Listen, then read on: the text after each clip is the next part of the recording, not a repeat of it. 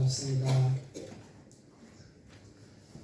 그동안 그 가뭄이 심했는데 또 비가 한 차례 또 세게 온 것 같아가지고 다들 비 피해 없으셨는지 모르겠습니다. 좀 그래도 큰 피해는 다들 뭐 들어보니까 없으신 것 같고 그래도 가뭄에 해결이 된 부분도 많이 있죠. 예. 농사 제가 한 번씩 춤을 춰야 될까? 제가 서울에서 법문하고 이럴 때는 뭐 날씨에 대해서 그렇게 막 관심이 별로 없는데 여기 이제 등부사 내려오니까 주변에 그 농사 짓는 분들도 많으시고 그래서 아무래도 날씨에 관심이 많고 또 가뭄이 많이 오래 든다고 하니까 또 농사도 안 되시고 그러면 등부사 자꾸 다니는데 농사는 안 되고 이러면 저도 마음이 안 좋잖아요. 그래서 날씨 걱정을 때 아니게 막 하고 그랬는데 그래도 이번에 이제 비가 좀 어느 정도 온 것 같고 뭐 아주 큰 해갈은 아니라고 하더라도 그래도 여태까지 가뭄에는 단비가 아니었나 이쪽 지역은 싶고 혹시 또 비 피해가 있었던 분은 좀 아쉬웠고 안타까운 마음이 있습니다. 그래서 그런 분들은 또 어쩔 수가 없는 것 같아요. 우리가 같은 비가 똑같이 내려도 어떤 분은 굉장히 도움이 되고 어떤 분은 뭐 조금 도움이 되고 또 어떤 분은 비로 인해서 피해가 오고 이런 거 보면 사람마다 그 같은 상황을 접해도 자기가 당하는 모습이 다 다른 것 같습니다. 그래서 그런 거 보면 사람의 이 각자의 운명, 각자의 인연이라고 하는 게 참 개별적인 우리가 결업이라고 하는데 그 개별적인 인연이 다 다르구나 이런 거를 우리가 느낄 수 있을 것 같습니다. 자, 오늘은 제2 수고리 첩법에 관한 부분을 한번 보도록 하겠습니다. 저번 시간에는 이제 법회 인육은 법회가 시작되는 인연이다. 그래서 경전의 구성으로 보면 서분이다, 서론이다. 어떻게 해서 이 경전이 설해지게 됐는가 그 이유나 인연 그런 모습들 또 참가한 여러 불보살의 숫자 어떤 분이 참여하셨나 이런 것들이 나왔다면 오늘 이제 이번부터는 제2 수고리 첩법부터는 정종분이라고 해서 본문에 해당하는 금강경 본문에 해당하는 첫 부분이다 이렇게 볼 수 있을 것 같습니다. 그래서 이제 그 금강경이 구체적으로 어떤 내용을 설하였느냐 하는 것을 오늘부터 이제 이야기를 구체적으로 하는 것 같습니다. 자, 이때 장로 수고리가 대중 가운데 있다가 자리에서 일어나 오른쪽 어깨에 옷을 걷어매고 오른쪽 무릎을 땅에 꿇어 합장하며 공손히 부처님께 말씀드리기를 이렇게 장로 수고리가 일어나서 부처님께 질문을 합니다. 그래서 이 금강경은 수고리와 부처님과의 대화로 이 금강경이 펼쳐집니다. 그래서 장로 수고리가 등장을 하게 되고 이 수고리 앞에 장로라고 하는 요 타이틀, 요 자격이 명칭이 이제 이야기를 하는데 보통 지금 이 장로라는 거를 우리 불교에서는 잘 안 쓰죠. 기독교에서 가수가 버려가지고 그래서 우리 뭐 장로 무슨 거사님, 장로 무슨 보살님 이러면 꼭 교회 다닌 것 같은 이런 느낌이 드는데 실제로 그 장로라는 용어 자체가 불교에서 있는 말입니다. 그래서 불교의 용어를 기독교가 가져간 거예요.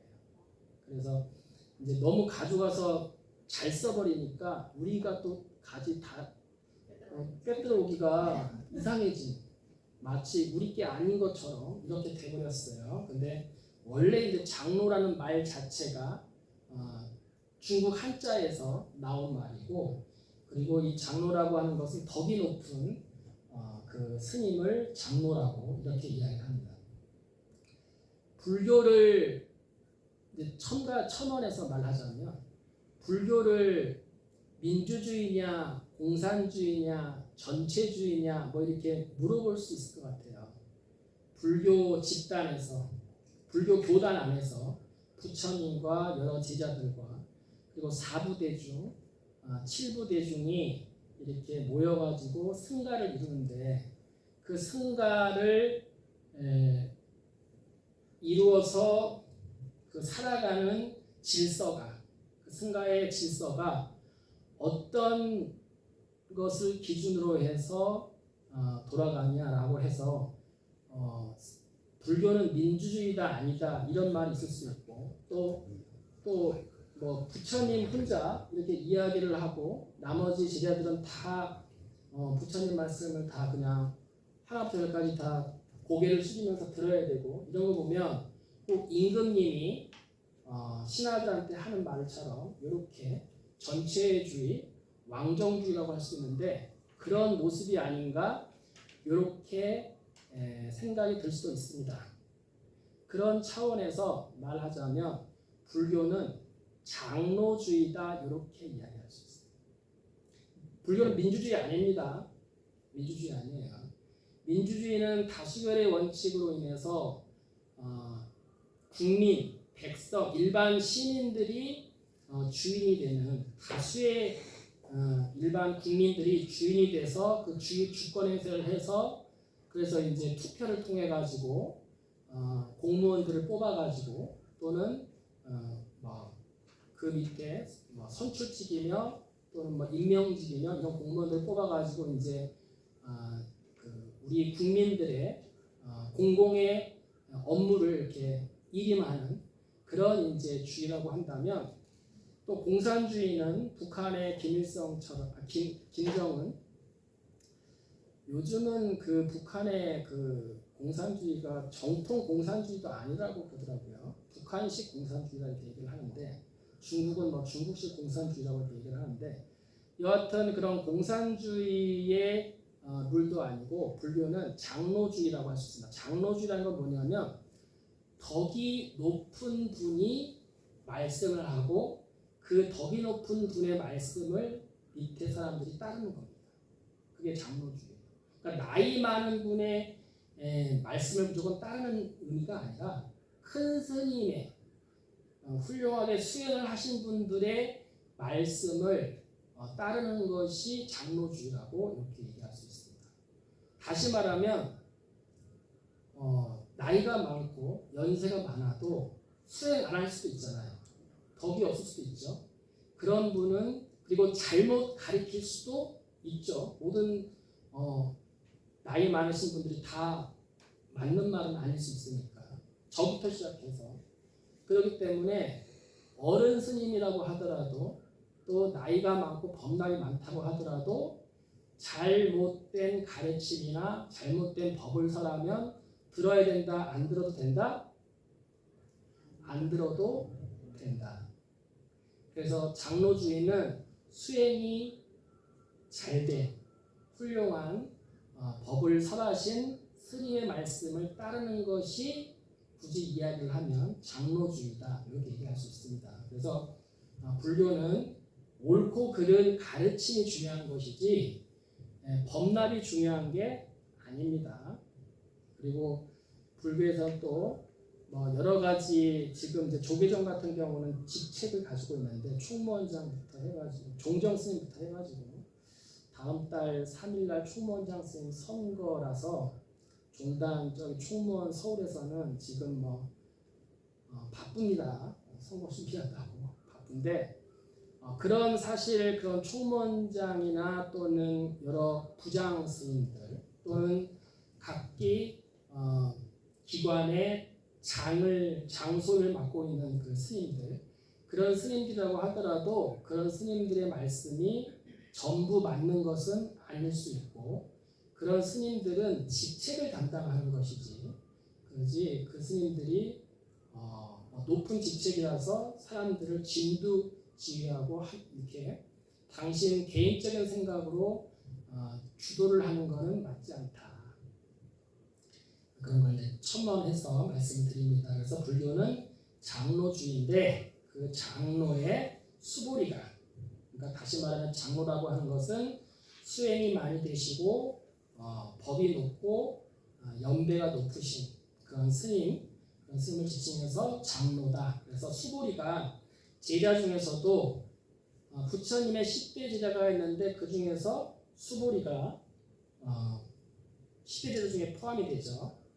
수보리의 그 닉네임이 있어요. 여러 10대 제자 중에서 각기 아주 다른 모든 면에서 훌륭하지만 특히 이 부분은 훌륭하다 하는 것을 이야기할 때 수보리는 해공제이라고 합니다. 해공제이. 풀해자, 이해할 해자, 이해한다 할 때 해자, 그 다음에 빌공자, 공을 이해하는데 제일 훌륭해. 다시 말하면 이 금강경은 공을 설명하는 경전이에요. 다시 말하면 반야경이기 때문에, 반야라고 하는 것은 반야 공사단을 얘기하는 거니까 다른 말로. 그래서 공이라고 하는 것은 반야를 이야기하고 그 반야를 이해하는데 수보리가 10대 제자 중에서 가장 도드라지게 훌륭하다. 그래서 금강경은 반야경이고 반야경을 설할 때 가장 공을 잘 이해하고 있는 수보리가 부처님께 질문을 드리는 것이다. 이렇게 연결지어서 우리가 이해하면 좋을 것 같습니다.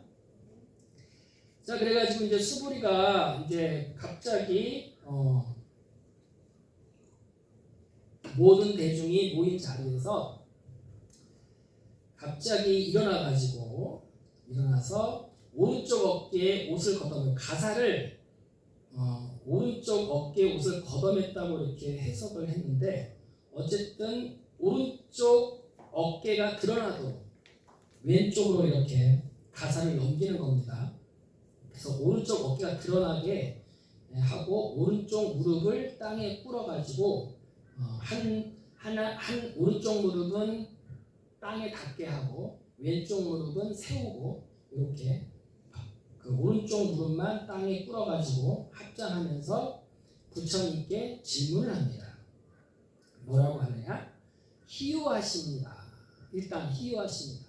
희유하다는 건 무슨 말이냐면 참 훌륭합니다. 참 신기한 일입니다. 참 대단한 일입니다.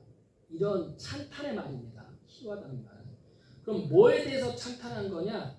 이 앞에 저번 시간에 말씀드린 것처럼 부처님께서 깨우침을 얻으셔가지고 그 부처님이 일상생활을 하시면서 그 깨우친 진리의 모습을 그대로 우리들한테 몸소 보였단 말이에요.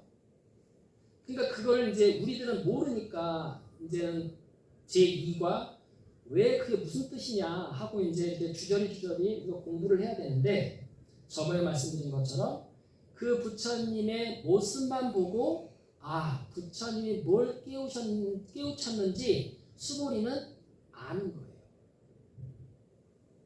그러니까 이심전심으로 같이 아라한이 된 입장이다 보니까 진리의 모습을 아는 사람 입장에서는 부처님이 그렇게 하시는 모습이 진리를 그대로 몸으로 보여주고 계신다는 것을 수보리는 알아먹고 있는 거죠.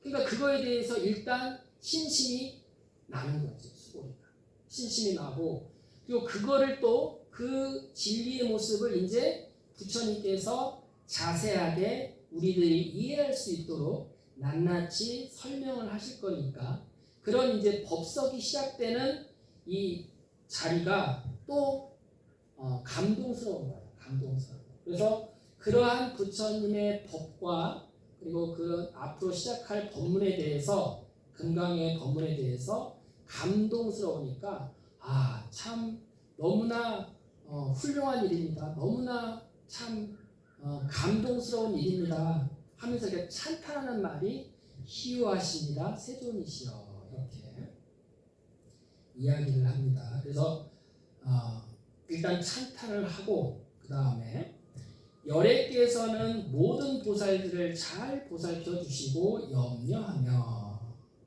모든 보살들에게 잘 당부하시고 위촉하십니다. 그래서 이제 부처님이 평소에 어떤 식으로 어떻게 중생들을 위해서 일을 하시는가, 법을 펼치시는가, 포교를 하시는가, 그거를 이제 얘기하고 있습니다. 그래서 일단 그리고 이제 세존이라는 말도 나오고 또 열애라는 말도 나오죠. 열애라는 말은 여기서는 이제 석가모니 부처님하고 회공 이제 수보리하고 장로 수보리하고 하는 대화이긴 하지만 사실은 그 법을 펼치시는 거는 석가모니 부처님만 펼치는 게 아니라 모든 부처님이 다 법을 펼친단 말이죠. 어떻게 펼쳐요? 모든 보살들을 잘 보살펴 주시고 염려하고 모든 보살들에게 잘 당부하고 위촉하는 이 방식은 모든 부처님이 다 펼치시는 방법이기 때문에 그래서 부득불 칭호를 부처님이라든가 세존이라고 쓰지 않고 열애라고 썼어요. 열애라고 하는 것은 모든 부처님을 통칭해서 그 부처님의 성품, 부처님의 그 마음자리 그것을 이야기할 때 열애라는 호칭을 씁니다. 그래서 스님들은 예를 들어서 스님들은 연부를 하시고 또 법문을 사하십니다 라고 했을 때 지금 등부사에서 이 자리에서는 능인 스님이 하고 있지만 사실은 그게 일반적인 모든 대부분의 스님들이 하시는 일이죠. 그럴 때 이제 스님들은 그렇게 하십니다라고 얘기를 할 때 그 스님은 능인 스님을 포함한 모든 스님들의 일반적인 모습이니까 그렇게 부처님의 모든 일반적인 모습을 이야기할 때 열애라는 말을 호칭을 씁니다. 그래서 이런 거 하나하나가 다 이게 이유가 있어서 이렇게 썼다라고 보시면 돼요. 그럼 열애는 어떤 일을 하시냐?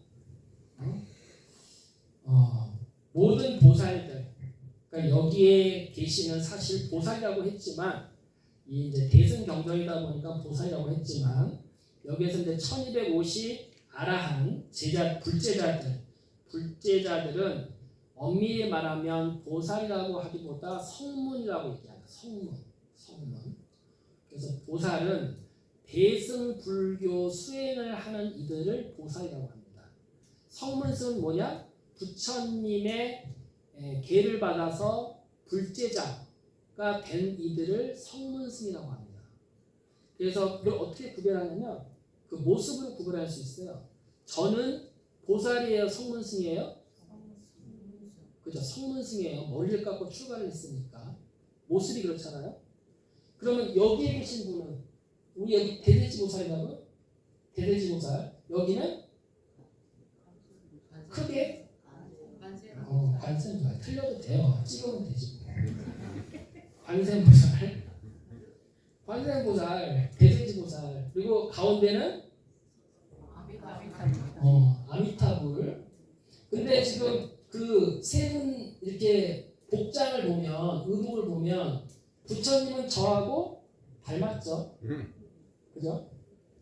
근데 옆에 보살들은 옷차림이 다르죠. 화려하죠. 그래서 대승보살을 나타내는 겁니다.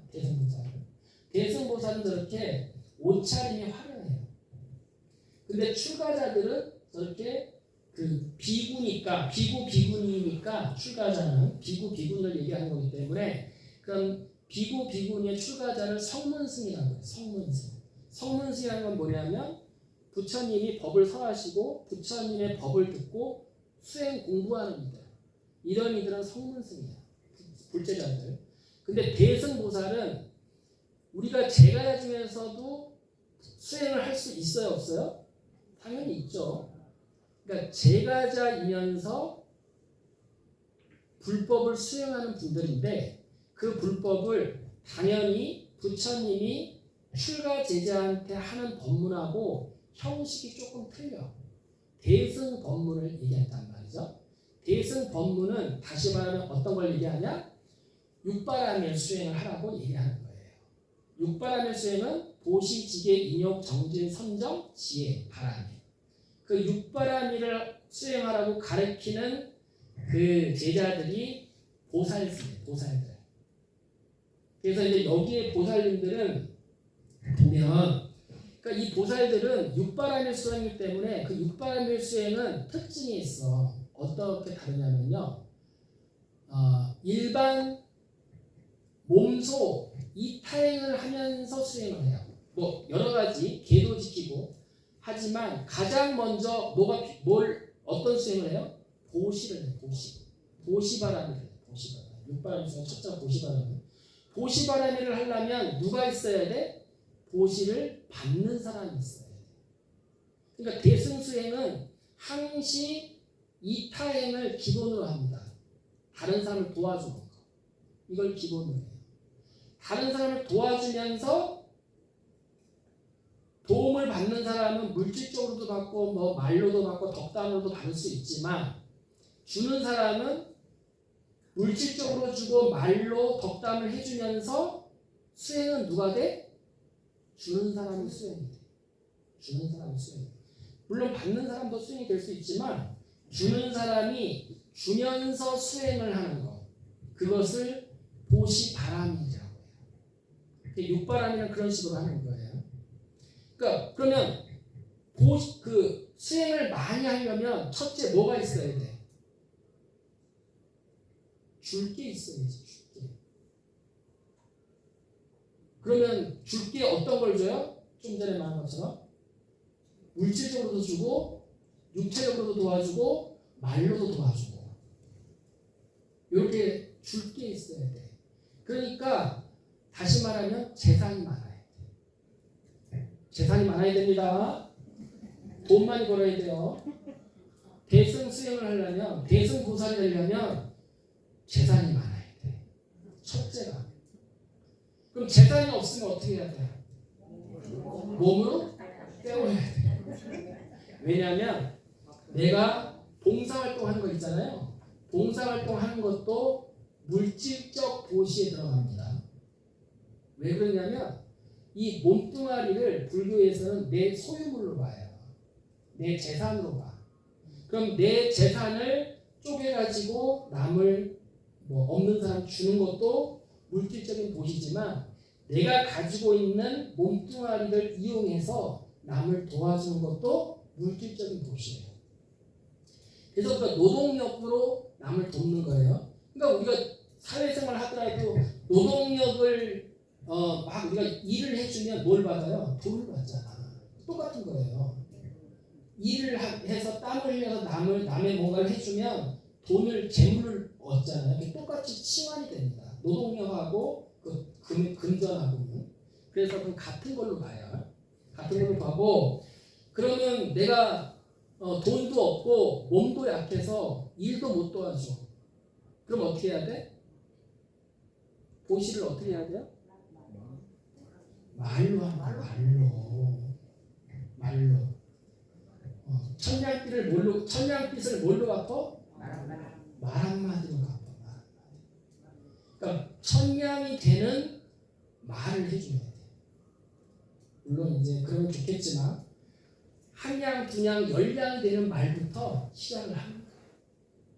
그러면 이 받는 사람은 아무것도 물질적으로 받지 않아도 덕담 한마디 들으면 마음이 힐링이 돼. 그죠? 행복해져. 그리고 걱정, 근심이 작아져. 사라지고. 그러니까 이게 말 한마디가 굉장한 재물보시가 되는 겁니다. 보시바람이 되는 거예요. 아시겠죠? 그래서 이분들이 지금 치렁치렁 막 보관을 쓰고 막 그 목걸이를 막 하고 반지 끼고 막 하는 이유가 부자라서 그래. 부자여서 그렇습니다. 그래서 여러분들이 공덕을 많이, 그러니까 이게 그래서 불교에서는 재물이 많은 것을 굉장히 긍정적으로 이야기합니다. 근데 이제 출가자는 재물이 많은 것을 긍정적으로 봐요, 부정적으로 봐요? 부정적으로 봅니다. 그래서 부처님하고 저는 머리를 일단 어떻게 해야 돼? 깎아야 돼. 금목걸이 걸면 돼요, 안 돼요?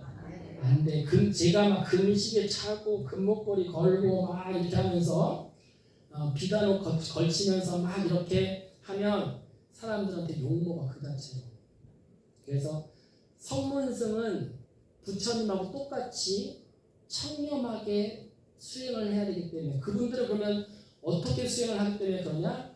부처님 법문을 가지고 수행을 하니까 조금 그게 우선시돼요. 도시도 할 수 있고 덕담도 할 수 있지만 그거보다는 부처님이 말씀하신 법문을 가지고 내가 수행을 하는 게 먼저야.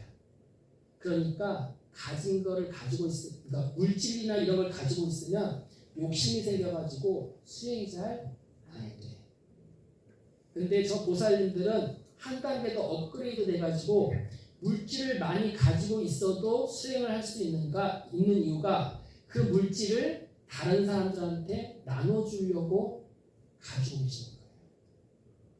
그래서 여러분들이 훌륭한 불자님, 대승 보살이 되려면 돈 많이 버셔야 됩니다. 6일은 열심히 돈 버시고 토요일은 등구사 와서 그간 공부하시고 그러면 이제 엄청나게 빠른 대승 보살이 되신 거예요. 자, 그래서 이 불교 수행과 그 문화가 조금씩 차이가 있습니다. 이제 그거를 제가 말씀드리는 거고. 그래서 이제 모든 보살들에게, 그러니까 수행하는 모든 보살들에게 잘 보살펴 주시고 염려하고, 그러니까 자비로서 부처님은 항시 그런 수행하는 보살들이 뭔가 잘못하지 않는지, 어떻게 해야지 수행을 잘할 수 있는지 그런 상황도 살펴주시고, 그럴 때는 어떻게 해라라고 자비로서 보살펴 준단 말이죠. 그리고 또 그렇게 어떻게 구체적으로 잘 당부하고 위촉하셔요. 이렇게 해야 된다고, 이렇게 하면 안 된다고 잘 가르쳐 주시고 지도를 해주세요. 자, 그거를 이제 일단 부처님 열애께서 하시는 보살행을 이야기하시고, 그 다음에 이제 구체적으로 세존이시여 선남자 선여인이 안욕따라 삼약삼불심을 내고는 어떻게 그 마음을 머물며 그 마음을 항복시켜야 합니까? 안욕 선남자 선여인, 그러니까 이 앞에 보살들이나 똑같은 말일 수도 있어요. 선남자 선여인은 불교 수행을 잘하는 우바세 우바이, 거사님과 보살님들을 선남자 선녀이라고 하는 거예요.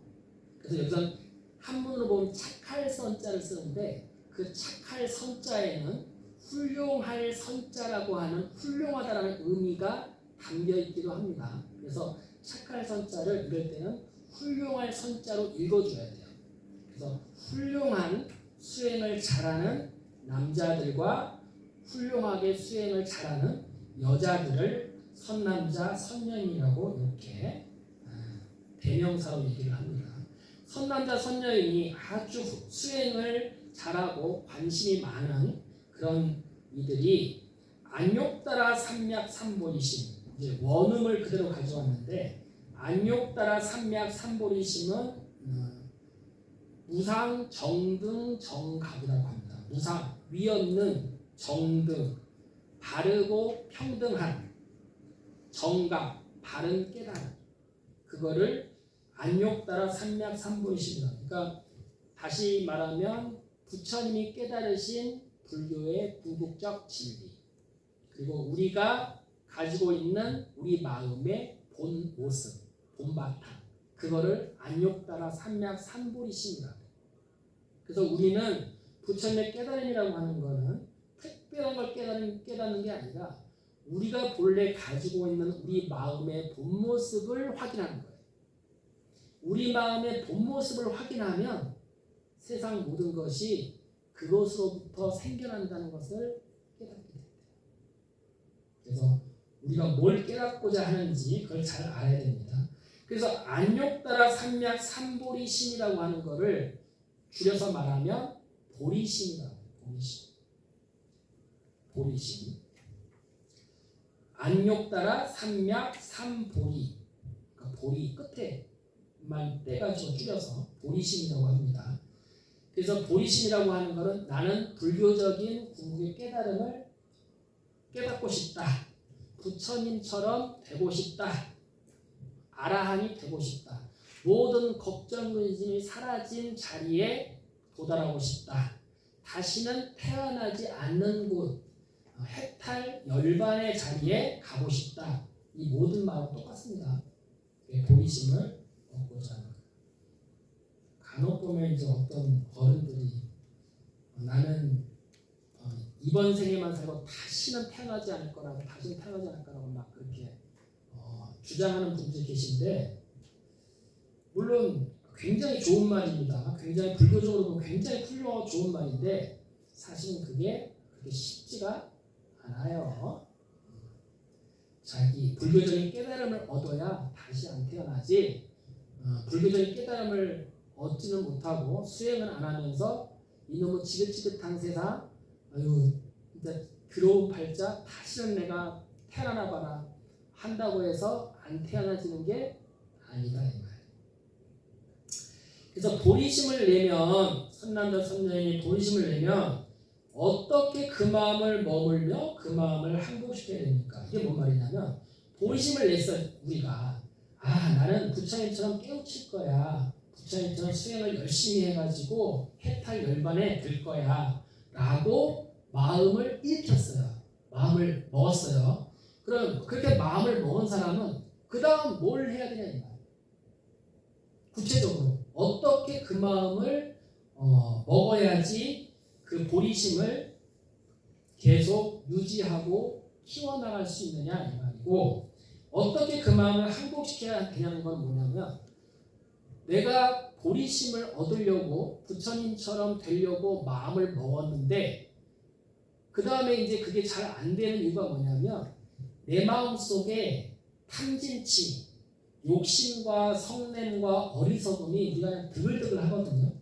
그러니까 그것 때문에 부처님 공부가 잘 안 된단 말이에요. 그러면 어떻게 그 욕심과 성냄과 어리석음을 항복시켜야 되냐? 그게 그 마음이 일어났을 때, 내가 부처님이 되고자 하는 마음을 일으킨 다음에 또 욕심이 생겼어. 그러면 그 욕심을 어떻게 꺾어야 되느냐? 어떻게 주저앉혀야 되느냐? 어떻게 그걸 이겨내야 되느냐? 라는 말이에요. 항복시킨다는 말이. 그래서 이제 그렇게 합니까? 그러니까 우리가 보리심을 일으키고 나서 어떻게 수행을, 마음을 어떻게 먹고 어떻게 수행을 해야 됩니까? 간단히 말하면 그런 질문을 합니다. 그러니까 부처님께서 말씀하시기를 착하고 착하도다 수고리야. 너의 말과 같이 열에는 모든 보살들을 잘 보살피고 염려하고 모든 보살들에게 잘 당부하고 위촉하느니라. 너희들 이제 자세히 들어라. 너희들을 위하여 말해주겠다. 안욕따라 선남자 선녀인은 안욕따라 삼약 삼보리심을 내고는 마땅히 이와 같이 머물고 이와 같이 마음을 항복시킬지니라. 이렇게 부처님께서 그 수고리의 질문이 아주 훌륭하다, 착하고 착하도다 수고리야 했는데, 사실 이제 이 해석은 조금 안 맞아요. 불교를 착하다, 못됐다라고 표현을 쓰기에는 너무 얕어. 그래서 항시 불교에서 이럴 때는 이제 그 훌륭할 선자를 주어, 훌륭할 선자로, 착할 선자로 해석하지 말고 훌륭할 선자로 해석을 해야지 더 좀 합당합니다. 그래서 훌륭하고 훌륭하다 수고리야 이렇게 이야기를 하면서 이제 이렇게 네가 질문한 선남자 선녀인이 보리심을 내고는 이와 같이 머물고 이와 같이 마음을 항복시켜야 된다라고 이렇게 얘기를 해주겠다라고 이렇게 말씀을 받아주십니다. 우리 이제 금강경이 이렇게 이제 처음 수고리의 질문으로 해서 부처님께서 그 수고리가 질문한 보리심을 낸 이들이 어떻게 그 마음을 머물고 그 마음을 키워나가고 그리고 탐욕과 진심과 어리석음이 생기면 어떻게 그 마음을 해결해야 되는지를 이제 질문이 시작이 되는데, 이 금강경이 이게 중요한 것이 우리가 그걸 알아야 됩니다. 이 보리심을 우리가 얻고자 할 때 왜 우리는 보리심을 얻고자 하는 마음을 내는가? 궁극적으로 근본적으로 얘기하면 이고등락, 고통을 벗어나고 행복해지고 싶어서 그렇습니다. 불교는 고통을 벗어나서 행복하고 싶어서 불교를 공부하고 수행하는 것이지 뭐 고통을 쫓아가는 그런 고행주의가 아니다 이 말이에요. 근데 고통을 벗어나서 행복을 얻고자 하는데 우리들은 불교가 아니더라도 세상 모든 이들이 다 그렇게 고통을 벗어나서 행복하고 싶어 해. 그건 불교를 몰라도. 근데 문제는 뭐냐? 사람마다, 생명체마다, 짐승마다 뭐가 행복한 건지 뭐가 불행한 건지 그 생각 차이가 커요. 그래서 어리석은 사람일수록 입안에 당장 달콤한 거, 고소한 거, 이거를 행복한 것으로 생각해요. 그래서 그런 어린아이들이 사탕 좋아하는 이유가 그래서 그래요. 달고 맛있으니까. 그래서 이제 어른들이 보면 그걸 어떻게 봐요? 유치하다 이렇게 봐요. 유치하다는 게 어린 것 같다. 아직 어리다 그 말이거든요. 어린 생각이다. 이런 말이 이제 유치하다는 말이거든요. 그래서 모든 이가 그 달콤한 거를 좋아하는 거예요. 행복한 거를. 근데 어른들은 살아보니까 당장 입안에 사탕이 좋은 게 아니라는 걸 알아. 지금 당장 먹고 싶어도 그 입안에 단 사탕을 먹지 않고 조금 참았다가 밥을 맛있게 먹는 것이 훨씬 행복한 거야 라는 것을 어른들은 안단 말이죠. 그것처럼 부처님은 똑같이 우리 중생들이 하는 걸 보면 유치해. 7살짜리 아이가 입안에 초콜릿과 사탕을 밥 먹기 전에 먹는 것처럼 당장 달콤하니까 그거를 먹는 거하고 똑같이 보인단 말이에요. 그러니까 부처님도 행복을 추구하고 우리들도 행복을 추구하는데 그 행복을 추구하는 생각이 그게 견해가 조금씩 틀리단 말이에요. 그래서 이제 수행을 하는 것인데 인간은 우리 사람들은 일반 사람들은 참 모순된 게 그렇게 고통을 피하고 행복을 추구하고자 하면서 그래서 불교도 공부하고 어떻게든 힘든 삶에서 벗어나려고 열심히 돈도 벌고 명예도 얻으려고 하고 뭔가 관직도 얻으려고 하고 친구들도 사귀려고 하고 이제 다양하게 하는데 그런데 한편으로 이 어리석은 중생들은 바보 같아가지고 고통이 없으면 못 견딥니다. 고통이 없으면 못 견딥니다. 그래서 고통을 스스로 만드는 경향이 있어요. 옛날에 그런 일이 있었대요. 이야기가 내려오는데 어떤 임금님이 이제 나라의 이제 지혜로운 재상하고 저자거리에 백성들이 어떻게 사는가 하고 이게 시찰을 나가셨대요.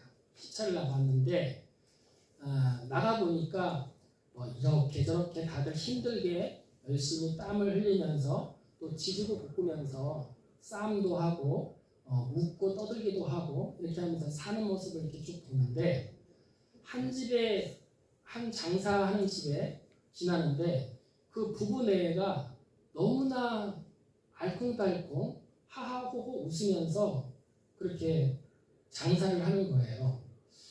그런가 보다. 근데 그 다음에 나가서도 또 그 집은 두 내외가 그렇게 정다워. 그리고 보니까 살림이 여유로운 것 같지도 않아. 그냥 겨우 밥이나 먹는 것 같은데 그런데도 그렇게 웃음이 그치지를 않고 그렇게 서로 챙겨주면서 그렇게 살더란 말이죠. 그래서 임금님이 그 신하 보고 여보게 저 집은 올 때마다 번번이 느끼는 건데 어떻게 별로 넉넉하지도 않은 살림인 것 같은데 저게 두 내외가 저렇게 웃으면서 서로 챙겨주면서 서로 저렇게 행복하게 지내는지 모르겠다고. 나는 일국의 임금인데도 걱정이 어마무시해. 오늘은 이 신하가 아니되옵니다 하고 내일은 저 신하가 이렇게 해주십시오 하고 모레는 안 된다 하니까요 또 싸우고 지지고 볶고 죽일 수도 없고 살릴 수도 없고 또 이렇게 하자니 이게 문제고 저렇게 하자니 저게 걸리고 항상 우리 사람들 그 교통 정리하는 게 너무 힘들잖아요. 또 일국의 나라를 운영하다 보니까 비가 오면 비가 와서 가뭄이 들면 가뭄이 들어서 또 외국 나라가 또 침입할 것 같으면 그런 것 때문에 또 우리가 부족한 게 있어서 그걸 어떻게 구해야 하는가 맨날 걱정 근심이 끊이질 않아. 임금인데도. 근데 저 두 가난한 내외는 임금은커녕 아무것도 가진 것도 없는 것 같은데 그렇게 행복하게 보인단 말이죠. 그랬더니 그 지혜로운 신하가 옆에서 그 신하가 이렇게 얘기합니다.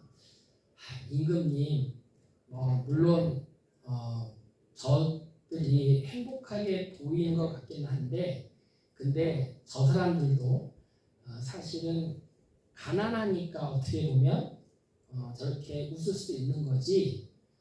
임금님처럼 가진 게 많아지면 달라질 수도 있습니다라고 하는 거예요. 무슨 말이냐? 가난한 게 더 힘들지 어떻게 가질수록 서로 행복이 불행으로 바뀐단 말이냐라고 하니까 그럼 제가 한번 실험을 해보겠습니다 하고 나서는 저녁쯤 됐을 때 그 집 앞에다가 돈주머니를 하나 떨어뜨린 거야. 근데 그 돈주머니에는 99냥이 들은 돈주머니를 그 집 문 앞에다가 떨어뜨리고 몰래 숨어가. 그러니까 이제 자기 집 앞에서 그 돈주머니가 떨어져 있으니까 왔다 갔다 하다가 그거를 발견해. 그래가지고 열어보니까 아니나 다를까 금화가 그득 들어 있어. 야, 이게 웬 행제냐? 쫙 세보니까 얼마예요? 99냥이야. 보통 우리 같으면 99냥이니까 앞으로 얼마나 우리가 살림에 도움이 될까라는 생각을 하는데 그 내외가 그 부부가 그걸 딱 보더니 이왕이면 100냥을 채워서 떨어뜨리지 어떻게 99냥이 됐어? 100냥을 채웠으면 이게 딱 떨어지고 이게 딱 좋을 것 같은데 우리가 앞으로 이 한 냥을 열심히 돈을 모아가지고 100냥을 채우자. 근데 이런 계획을 세워요. 그리고 나서 그 다음 날부터 이 두 내외가 어떻게? 그 한 냥을 만들려고 아등바등하는 거예요. 그 아내가 뭔가를 살라고 하면 사지 말라고. 일단 한 냥을 채워야 되니까 아끼라고. 남편이 뭐 좀 이렇게 하려고 뭐 하냐고. 빨리 어디 가서 일 좀 해가지고 한 냥 우리 빨리 채워야 되지 않냐고. 내가 그래도 하던 거는 해야지 무슨 소리냐고. 무슨 소리냐고. 빨리빨리 돈을 벌어서 한 냥을 채워야지. 그 다음 날부터 이 두 내가 계속 그 한 냥을 채우려고 아등바등하면서 계속 티격태격하면서 지지고 먹는 거예요. 그리고 그 다음에 얼마 안 돼서 이 임금님이 또 신하하고 저작거리를 나가면서 그 집을 이렇게 지나가면서 보니까 옛날하고는 들리는 소리가 완전히 딴판이에요. 예전에는 그렇게 가난해도 서로 막 웃고 떠들면서 막 챙겨주면서 영감 먼저 드세요. 마누라 먼저 먹어 이렇게 하면서 그렇게 웃으면서 낄낄거리더니만 이제는 돈이 그렇게 생겼는데 서로 막 아껴라 왜 이렇게 낭비를 하냐 돈 좀 벌어와라 뭐 하고 있냐 능력도 없냐 계속 그렇게 서로 지지고 싸우는 거예요. 그래가지고 이제 임금님이 그걸 보고서 사람이 저렇게 어리석다. 내가 내 손에 주어진 거를 우리는 일단 뭐부터가 99양이 생기는 게 먼저 보이는 게 아니고 부족한 한 양이 더 보인다 이 말이에요. 우리 모두가 다 뭔가를 가지고 있어. 자기 나름대로. 근데 가지고 있는 것은 별로 그렇게 좋아 보이지가 않아. 일단 가지고 있으니까. 잡은 물고기는 밥 줄 필요가 없어. 뭐가 보여? 부족한 게 보여. 부족한 게. 이것만 있으면 좀 더 나을 텐데. 저것만 있으면 내가 좀 뭘 할 텐데. 전세 사는 사람은 어떻게든 내 집이 있어야 되는데. 월세 사는 사람은 어떻게든 전세라도 살아야 되는데. 집이 없는 사람은 어떻게든 월세라도 살아야지. 그죠? 그러니까 전세를 살면 내가 나는 월세가 아니고 전세다 말이지. 이 정도면 내 열심히 하면 먹고 사는 거 지장이 없다. 얼마나 좋아. 막 이렇게 즐겁고 행복해야 되는데 어떻게 하면 내 집을 갖나. 또 내 집을 가지면 그 다음은 뭐가 보여? 지장도 해야 되고 냉장고도 살림도 바꿔야 되고 그죠? 집이 많은 분들 얘기 들어보면 다들 자녀들한테 집장만 해줘야 된다고 그 얘기를 해요. 자녀들한테 하나의 그래도 요즘에 집살이 힘드니까 집은 한 채씩 남겨줘야 걔네들이 좀 살면서 좀 힘이 덜 들지 않겠냐 이런 이제 생각을 하시거든요. 물론 맞죠. 맞는 생각인데 한편으로 보면 그 자식이 입장에서는 자식이 고생할 기회를 뺏는다는 것, 그러니까 그걸 없애준다는 것은 고생할 기회를 없앤다는 것은 다른 한편으로 말하면 자식이 행복할 기회도 뺏는 겁니다. 행복은 어떻게 생겨요?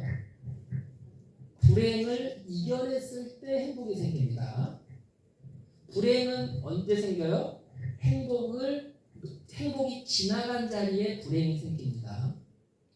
항시 이거는 한 세트야. 한 세트. 나는 행복만 받고 싶어. 이거는 말로만 할 수 있지 실제로는 그런 현실은 없습니다. 내가 행복을 얻고자 하면 반드시 불행을 받아들일 각오를 해야 돼. 근데 그게 먼저 불행하고 나중에 행복하냐 아니면 먼저 행복하고 나중에 불행하냐 이건 내 선택이야. 근데 반드시 행복한 다음에는 불행하고 불행한 다음에는 행복하게 돼 있어요. 예를 들어서 우리가 대학 졸업해가지고 사회초년생이 삼성그룹에 들어갔어. 삼성전자 들어갔어. 좋아요 안 좋아요? 좋잖아요. 삼성그룹에 들어가려면 얼마나 경쟁이 심해요. 그러니까 그동안 수험생으로 백수로 있다가 하나도 못 벌고 부모님 빌 붙어가지고 계속 학원 다니고 공부하고 막 그냥 질질 짤 때는 한 달에 100만 원이 발발 떨어 100만 원이 없어가지고 알바를 해야 되느냐 아니면 엄마를 더 쫄라야 되느냐 5만 계획을 세우는데 그렇게 해가지고 삼성에 들어가가지고 500만 원을 벌었어. 초봉으로. 그러면 얼마나 좋아. 그죠? 그래서 500만 원, 600만 원, 1000만 원을 벌었어.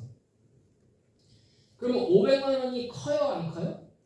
엄청 크잖아요. 근데 삼성의 부장까지 올라가가지고 임원이 못 되고 이제 퇴임했어.